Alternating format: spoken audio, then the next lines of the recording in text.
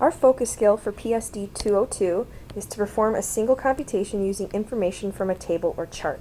We might sometimes see a pie graph as well, but each chart is going to be different and the information provided in each chart will be different, and we have to look at the questions and then look at the corresponding table in order to answer them. So in this very first one, the first question says, what is the title of the chart? You always want to begin when you look at a graph or a table by looking at what the information is supposed to present. So at the top here, we're going to look for something that gives us a hint about what this whole table is about. So here it says the national TV advertising expenditure during postseason sports in the United States during 2012. So this is how much each league, different sports leagues, spent on advertising on TV after their season was over. So just to gain interest in their sport after the whole season was done. So this would be the title here to answer this question, the national TV advertising. And I'm just gonna write ... so you don't have to sit here and watch me write, but you would write in the entire title because that is the whole title. And the key word here was expenditure. Expenditure just means how much they spent on something, okay? In question 2, it says, how much more was spent on advertising for the NCAA men's basketball league versus the NBA basketball league? So when I'm asked for to compare two specific things, I would like to go specifically to those pieces of information here. NCAA men's basketball and NBA basketball, and I want to know how much more was spent on this guy, the NCAA men's basketball versus NBA. So I'm going to take the total, which is 1,005, and that's in millions, okay, and subtract 537 million from that, and that will give me my total. So most of these times you're going to use just one basic operation, but sometimes you will be asked to do maybe one or two steps. So this is going to become $468 million. So the NCAA spent $468 million more. In question number 3, it says, what is the combined amount of money spent on advertising for the two sports leagues that spent the lowest amount on advertising? In this case, you have to realize that you want to go to the two leagues that spent the lowest amount. In this case, Major League Baseball and the National Hockey League spent the most, and we're going to find a combined amount. So when it says to find the combined amount, that means to add the two together.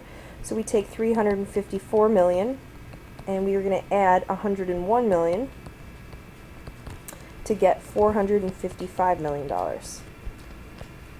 This would be the combined amount of money total that they spent on advertising.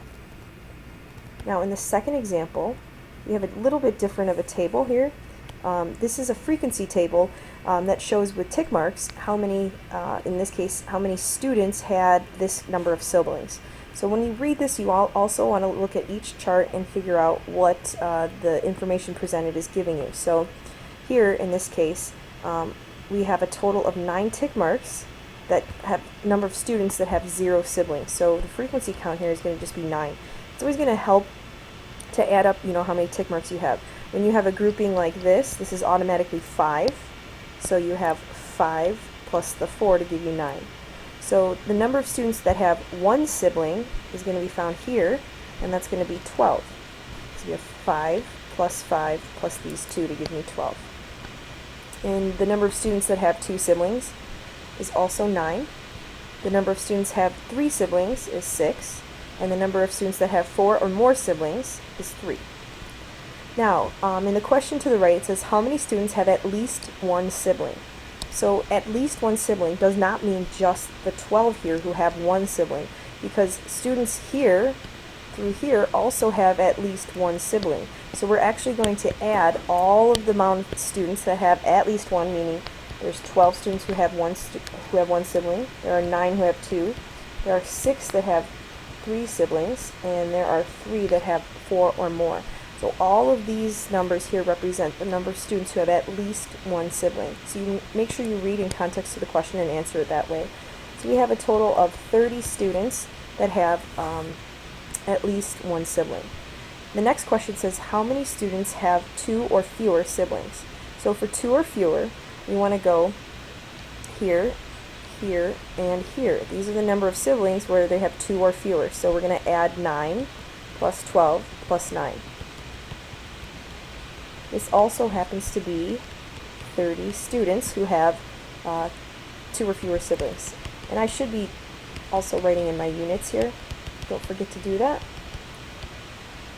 So 30 students and 30 students. Alright, the last question says, how many students have 3 or more siblings? Again, for 3 or more, we want students who have 3, but we could also include the ones who have 4 or more siblings. So we're going to take 6 plus 3 for a total of 9 students. So this is just a skill that gets you used to looking at information from a data table and pulling out that correct information in order to answer some questions about math problems. And that's the end of this lesson.